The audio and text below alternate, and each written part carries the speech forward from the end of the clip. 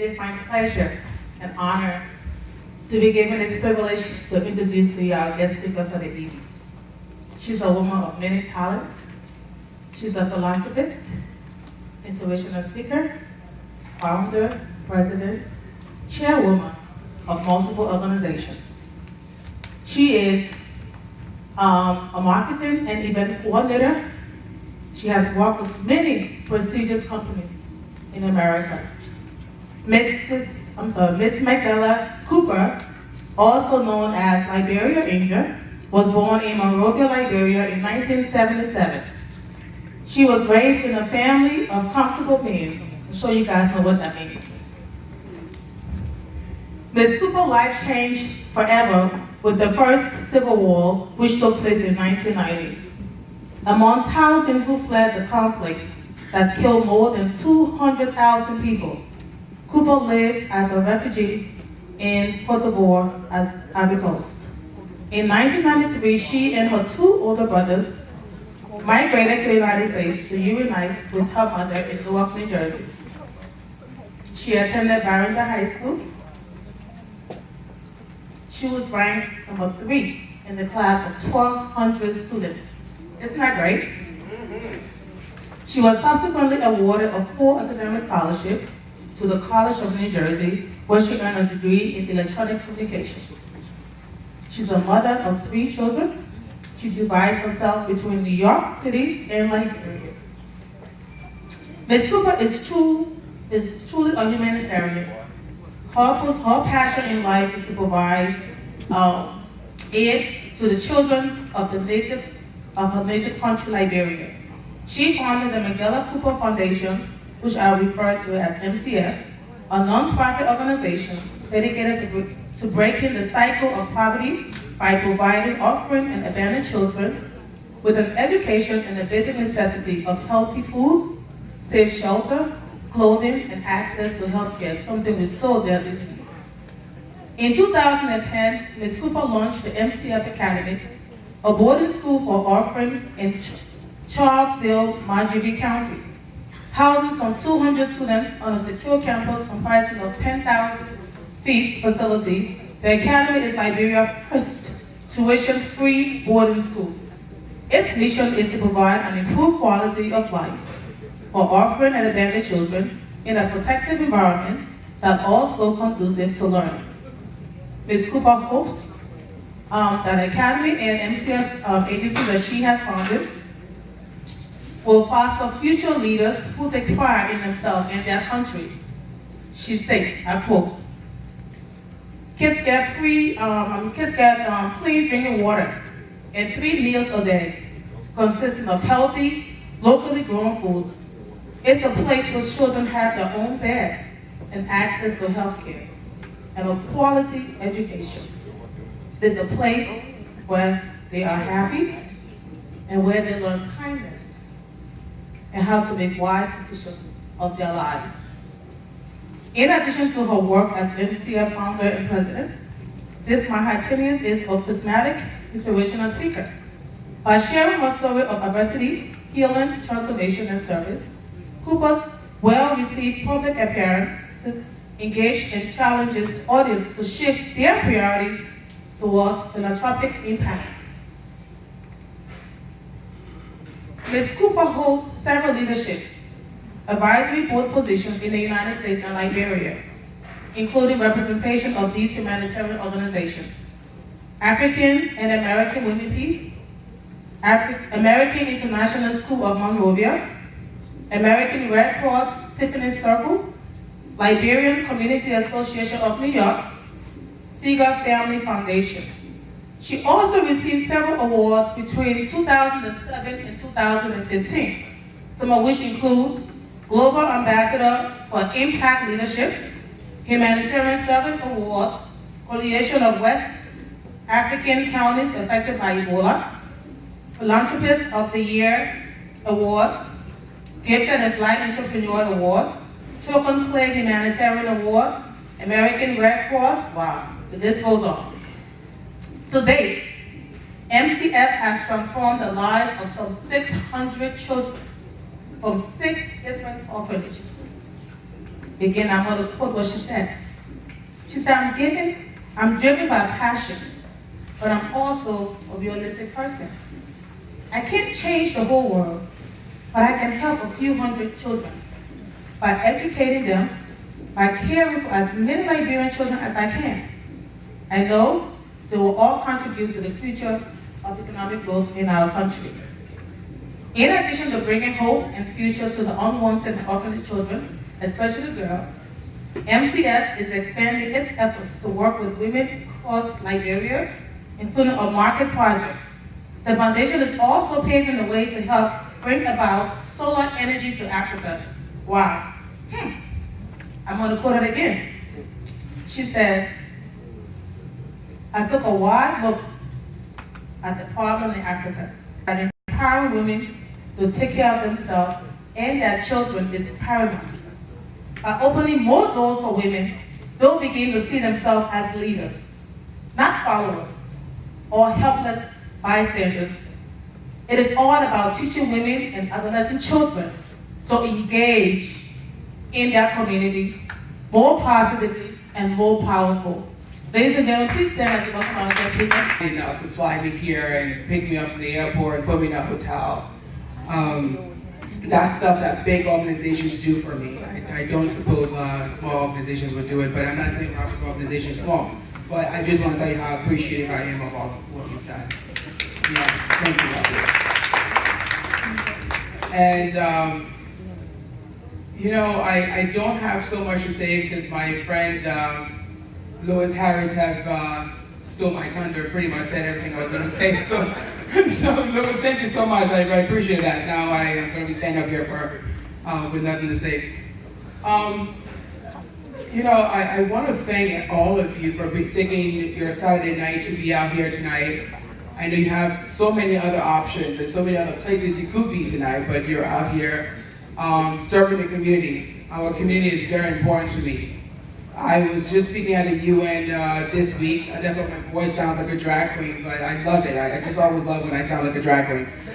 People can't figure out if I'm a man or a woman. I just, for me, it's just, you know, it's a privilege for me. I was at the UN this week speaking to a bunch of young people at the Leadership Summit.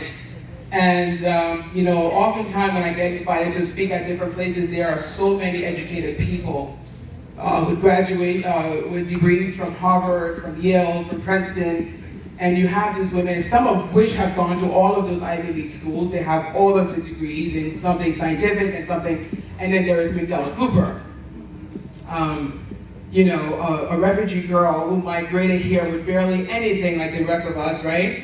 Came here with absolutely nothing, but somehow find herself on a panel with these highly influential people. And what do you do in those cases? And so while I was talking to the young people, I was just telling them that, you know, sometimes it's not what you've done in life. It's just about that footprint you leave and how you leave that footprint. What, you know, the footprint is not, it doesn't respect details of one's life. A lot of times people write memoirs and biographies and all of the mediocre things that other people look at. Those footprints don't really follow them. So what am I saying? I was just encouraging the young people to be true to themselves and who they are. And that's what's going to make the difference between them and the other folks they're sitting with. I say this only to conclude to the fact that I came here like many of us sitting in this room tonight, migrated from Liberia, came to this country, and probably end up in a place, you know, when we watch movies in Liberia during at least what was called the normal days, we saw movies about America that was, you know, everyone had a big White House in America, everyone looked successful, but when we came, we didn't face that reality. A lot of us ended up in neighborhoods, in the ghettos and impoverished neighborhoods because that's what we could afford. So, we came from Liberia. A lot of us left amazing arrangements back home. I know when I was growing up, I was raised with a mom and a dad. My father ran the ME1C2 in Liberia. And when the rebels crossed the line, he was the first one that was taken for questioning because why did we have a big house? And he never came back. That was June 17 of 1990. We never saw my father again. But when I tell that story is not unique to just me alone because I know many of you went through all of that. Many of us went through the same crisis in Liberia. And many of us are here today still fighting to make a change in Liberia. And I'm going to make a point in a minute. I have spent the past maybe 20 odd years in America fighting for Liberia. Fighting even through my education. When I first came here, I mentioned I lived in Newark, New Jersey. And Newark was the city listed in number 3 city with the highest crime rate in America. Highest crime rate in America. I went to Baton Rouge High School and Lewis reminded me of that. I went to high school, graduated number 3 in my graduating class of 1,200 students. Not because MACDELLA Cooper was the smartest kid, but I knew I had one responsibility. The responsibility I had was to Liberia. I needed to come, I came to this country, I came here leaving everything I knew that I once knew back in Liberia. I knew I was going to go back to Liberia one day. So coming here, I knew if I do go back to Liberia, I needed to go back to Liberia with something. So I forced myself to study hard, to earn good grades, to get that college degree, because I know when you go back home, you don't want to go back with empty hands, right? We all have to go back because we have families who are not in the same position as we are, and the gentleman said it, that when we go back home, we have to bring something. So when I came here, and succeeding in high school was because I thought about my country, our country, and what it would take to get me to go home to be productive in Liberia. When I left my high school, I got a full academic scholarship to go to high school. I went to college not because I wanted to get the best job or get notification or recognition. I got my college degree because I knew that was going to be helpful to my going back to Liberia one day. After college, I took my first job at Ralph Lauren. I was hired to be the marketing and event coordinator, and I climbed the ranks. Why did I do that? I remember my country. One day I will be forced to go back to Liberia. I need to start preparing myself to go home. I always had that hope in Liberia. I always knew whatever the situation we found ourselves in Liberia was going to be better, and we were all going to go home one day. I sort of in a sense saw myself as one of the read those Bible stories. I'm a big spiritual person. I love to read the Bible. And so I read a story about the children of Israel being in slavery in Egypt, which was the world-leading country at the time. But then eventually they went into the promised land, right? For me, Liberia is my promised land, not America. So everything I've done in America was to prepare me to go back to my promised land. So in 2000 and about 2002-03, the war in Liberia was almost over. There was a peace agreement signed, and I started to hear that things were returning to normal, and there was going to be the first democratic election in 2004 and 5. We had the first democratic election. We elected our first female president on the continent, which I got really excited about. The opportunity was drawing near to go back home to Liberia. And I knew I could not go back to Liberia with an empty hand. And so I started to figure out very quickly what it would take to prepare me to go back home to Liberia. And a friend of mine from the United Nations said to me, MACDELLA, I know you've been talking about going back to Liberia, but when you do go back to Liberia, can you visit these orphanages? I had just started the MACDELLA Cooper Foundation in the fashion industry. I got some model friends, some business friends, and we started this MCF in 2004 and really started our operation in 2005. The reason why I started that foundation was to prepare myself to go home. And why am I saying all of this about going home, going home, going home? My brother said it so well. We are in this country to prepare ourselves to go home to the country we all know has our promised land.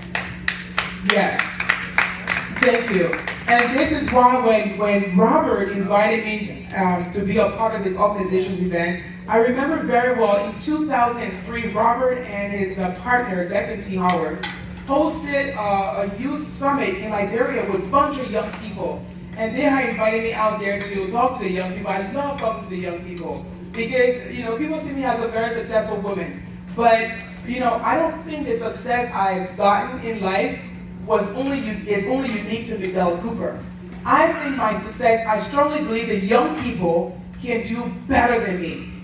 I strongly believe in the young people because the promised land I dream about, I see these young people, the new generation of Africa, are the ones who are going to bring us to that promised land. So I invest so much time in the young people. When I went to Robert's event, I shared my story with the young people. I didn't come from anything. I was dirt poor when I came to America. I had absolutely nothing, no clothes anywhere. Landed in Newark, New Jersey, on food stamps, welfare, I guess that's what we call it. Living in a 2-bedroom apartment on 1st Street, Newark, New Jersey. 8 family members. My mother was cleaning homes of people. We barely saw her. I was responsible for my younger siblings. Why do I tell my story so truthfully? Because if we don't tell who we are to the young people, we make them think that the hip-hop dream is the way to success. The way to success, in my opinion, is sharing our stories with the young people in a truthful way. So, yes, MACDELLA Cooper may look good on the outside now, but you don't want to see her when she did 1991. I looked like a crazy young woman, living in Newark, New Jersey, barely had food. I had one, where's my brother with his 6-packs now? I had 8 packs, okay, because we barely had food to eat. So, I like to be real with the young people because they're the ones who are going to change the face of Africa. They're going to change the face of Liberia. You guys have a huge responsibility. The little princess in front of me here, yes, gorgeous as nobody's business. You guys have such a huge responsibility. But it's like what Troken is doing right now. Liberia has 4.2 million people. 4.2 million people. 250,000 orphans. 250,000 children are considered orphans in our country. Now, we are one of the wealthiest nations on the continent of Africa. We're rich in iron ore. We're rich in diamonds and gold and timber. Our timber concession, I'm going to drop some numbers here for a minute. Our timber concessions, if processed well and rightfully, with the right accountability in place, we can gain $50 million annually from our timber concessions. But do you know how many dollars have been reported from our timber concessions today? 5 million. What is happening to the 45 million that's unreported? Do you know what $45 million can do for our education system? What $45 million can do for our healthcare systems? What $45 million can do to reconstruct our infrastructure? Whose pocket is the $45 million that is rightfully owned to everyone who identifies themselves to be a Liberian? Young people, the reason why I adore the young people is because I have so much hope in you guys. The things that we couldn't do, what me and Robert could not accomplish, I expect you guys to do 10, 150, 150 times more. So my dream for the promised land that we're all dreaming about. You see, we're talking about the good old days in the 70s. You guys were way in your mommy's home somewhere in the 70s. It was the heyday of Liberia. A beautiful country, everything perfect. Yes, of course, power was imbalanced. I fully agree. There was a major imbalance of power. Because my family, my people, the returned slaves decided to hug all the power and left the indigenous people with very little power. And you see, I'm one Congo girl who is not afraid to talk the truth about the history of Liberia.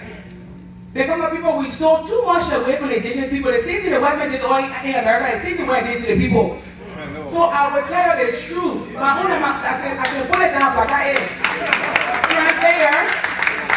Okay. So, you see, the promised land requires that we treat every Liberian person equally. Whether you're Congo, you're Kru, you're Kra, you're Madingo, you're Muslim, you're Christian, when you call yourself a Liberian, you're a Liberian. So, see, until we start treating Liberia like the Liberia we all dream about, We are not going to work together. We're not going to trust each other to be a collaboration, like my brother just mentioned. It is time for major collaborations. It is time to share ideas across the 15 counties of Liberia. It is time for the Congo people to come to the indigenous man and say, what is your best practices? What are your best practices? What is it I don't know about your counties that I need to know so we can work together to develop our country? My people, this is a tough conversation to have. Very difficult. When I start having these conversations, people always say, oh, there we go again. And then when people don't listen, I start putting small pausing inside so they can open their ear and they will say, my girl, people don't ignore her because she like pausing. I will pause to wake people up. Translator. So what Robert is doing here tonight is critical to our country. We have a country of 4.2 million people, 65 of which are young people below 35 years of age. 65%. If we don't prepare our young people, we are heading for a disaster in our nation. We're breeding a bunch of thugs and prostitutes and thieves and crooks and corrupted individuals. And when we establish a decent government, who do you think we're going to hire? My Portuguese sister? So everybody can look at her and say, oh, y'all bringing white people to really play here now? No. We have to have a certain quality of people in our government. And I'm not suggesting we exclude our partners, our international partners. We do need their knowledge. But we have to prepare our young people. Can you imagine the system of disaster we're practicing? 4.2, I keep repeating that number because I wanted to stick in everybody's head. 4.2 million people, 65% are young people below the age of 35. 65%, right? If you take that 65 and make it the entire 100, you have 85% of that 65% illiterate. Wow. Uneducated. Yeah. So, there are so many educated people in this room. If one of you should decide to be the leader of Liberia tomorrow, who are you going to hire? Thank you. Who? Exactly. When a person is not educated to know how things work, best practices to put in place, systems to put in place, how are they supposed to manage $50 million? What they do is, well, I know how long I will be here, so let me put it in my pocket yet. My girlfriend, hey, young guy, can't put it on this side. And that's exactly what we practice today. But why? Because more of us need to be doing what Robert's doing. We're in these people's country not to join the party for too long. We have to know when the music stops and when to start building strong collaboration. Like my brother rightfully said, you have fingers, but with a collaboration you have a fist, and you can knock any mountain out of the way. My people, this is really serious. This is an urgent call to action. We should not just be here to celebrate Robert tonight. We should be celebrating more of Robert's. I am a pioneer in the charity world. This is why I can sit with world leaders now at the United Nations, which I'm extremely grateful for. They have a different concept of what works in our land.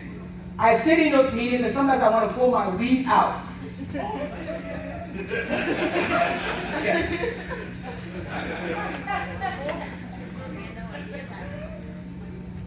It's not all mine, I know. I take it off at nighttime, you don't want to see me. I'm not this cute. Anyway, to pull our jokes aside, when I sit in those meetings, my motto is, we started doing exactly what Robert's doing. Pay tuition for students to go to local schools. And even with that, we were paying so many students tuition, but the young people, we have 2 seasons in Liberia. One rain season and one dry season. It rains for 6 months out of the year, and it's dry for another 6 months. Can you imagine when it rains? We are 168 years old.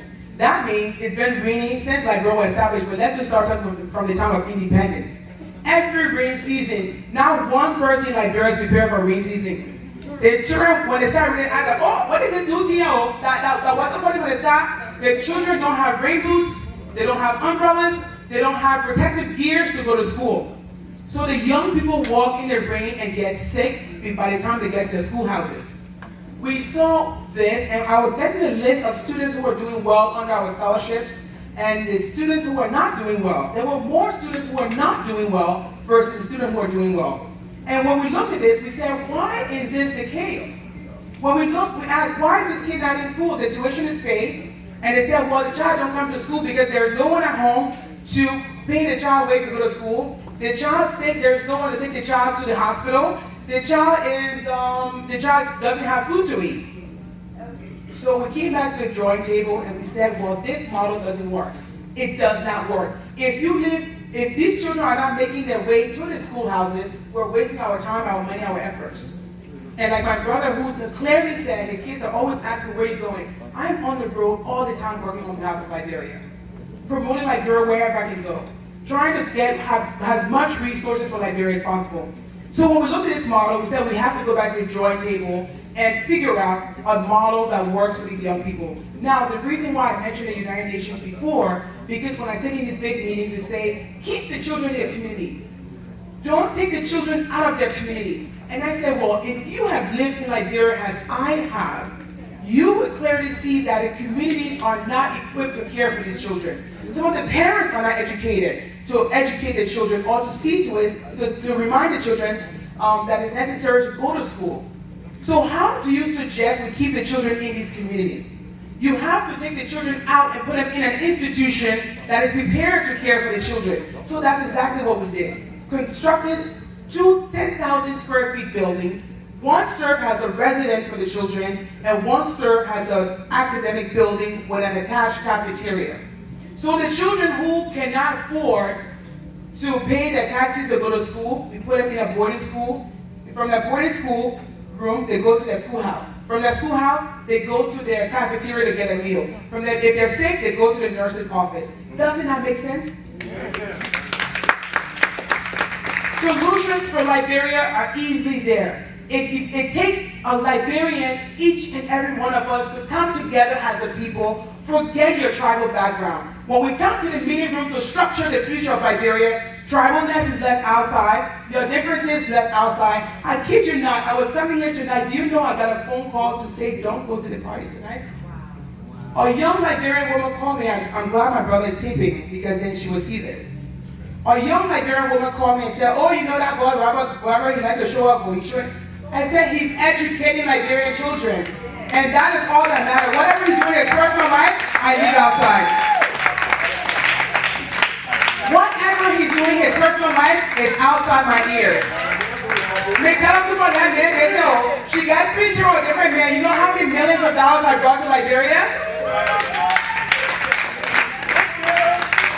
MACDELLA children have trust funds that will last them until they're 50 years old. So I can't serve my country the way I need to serve. So when we come to the table to discuss issues of Liberia and how we're going to rebuild our country, everything is left outside that's unnecessary. Yes. Oh, the man he married one more, he got them for Liberia one. You know how many children he's taking care of? Thank you. Let his private life stay outside. Let's discuss Liberia. It is time to stop the nonsense, my people. It is time to focus on moving our promised land forward and making it the promised land it has been, and it should be. We're preparing our country for these young children here today. I want to raise my children in Liberia. I don't want to raise them here in America. Not that I have an issue with America, but this is not my home. My home is Liberia. And my brothers and sisters, everyone who call themselves a Liberian. So I stand here tonight, not to stir up controversy. That's my middle name, I love it. But it is time for Liberian people to unify and reconstruct our country. Bring our doctors home. Even if they bother, bring them home, they let them party, but they can still do surgery.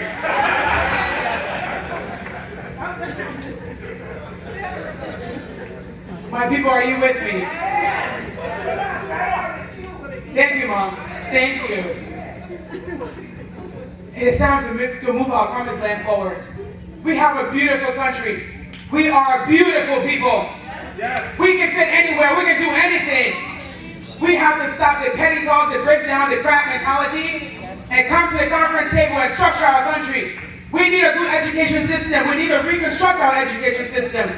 We need to rebuild our healthcare systems. We need to build our political systems and our economic structure. If our people are sick and suffering and dying, they cannot build a country. If they're not well and getting proper medical care, they cannot be educated. Our young children, how evil are we to our young children? We're destroying our young lives. We can do this, my people. I know us. We are good people. We are great people. We can do this. Everything that's irrelevant to the future of Liberia should be left outside. We wrap our arms around the person who's interested in education. We wrap our arms around the people who are interested in the medical system, in rebuilding the medical system. This is all that matters. Everything else is just... It doesn't matter to where we're trying to go as a people. We can't keep blaming the white man, the Congo man, the this man, the that man. We cannot continue to point fingers. The next time I come to this event, Robert, I want to see a stadium full of people, Liberians. And I challenge everyone tonight, if you cannot donate, leave a $5 bill here. Yes. We all must walk out of here contributing to what Robert's doing. Robert, I'm going to fully reimburse you on everything you spent on bringing me here, and I will make my contribution.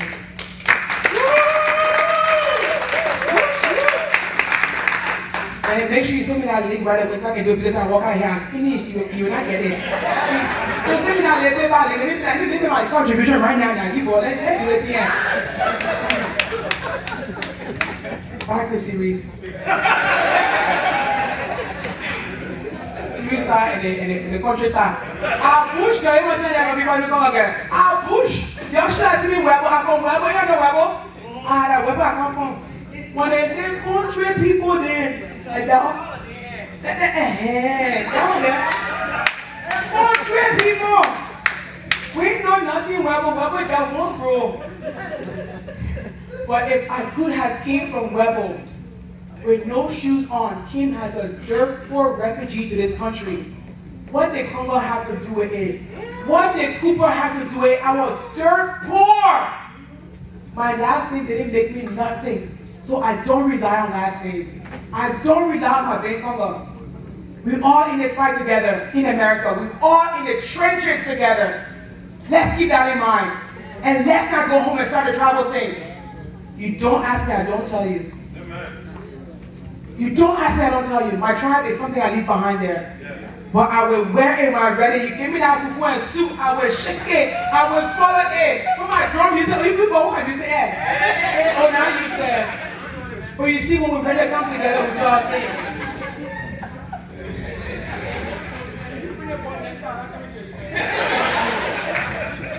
So serious over here, right? I tried my best up here. But anyway, through it all, my good brothers and sisters, let's wrap our arms around everyone who's interested in education. We're all going to collaborate. I have a school. If you have any student who cannot survive in a community, or they don't have the parents, put them in my school.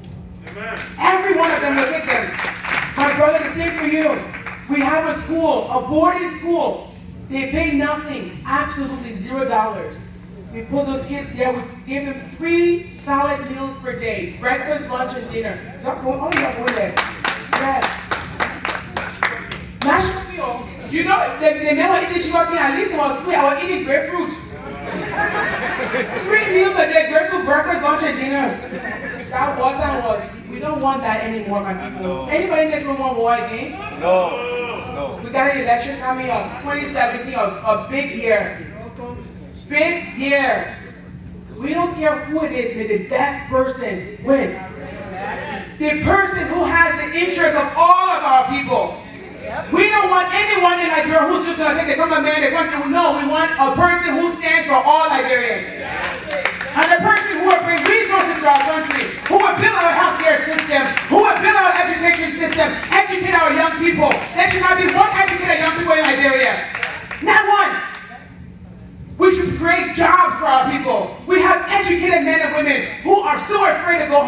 because of tribal fears and things that have happened in the past. So whoever it might be, I say may the best person, he or she wins. As a matter of fact, I would like to see a skirt in the house there, but anyway, I thank you all for having me here tonight. Robert, it is a great honor and a great privilege to be here.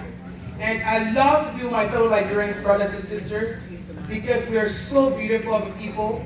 We're so amazing of a people. And the enemy is going to try to do everything to get us to focus on the wrong things than to focus on our strength that we have together as a people. Our country is the promised land. Let's build that promised land for our beautiful little children. I thank you and good night.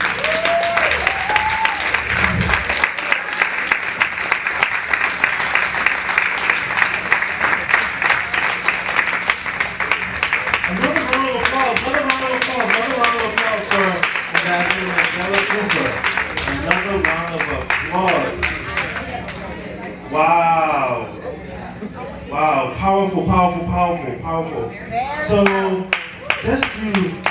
we're about to see a very heartwarming documentary. But before I do that, I just like to reiterate some things. I love someone who has numbers. I love someone who has numbers. Because that means they're doing research, right? So 4.2 million people, 65% below 35. 65% below 35. And then 85% uneducated, right? So that's why we applaud, ME1C2. That's why we applaud MCF. Because they're doing stuff in Liberia.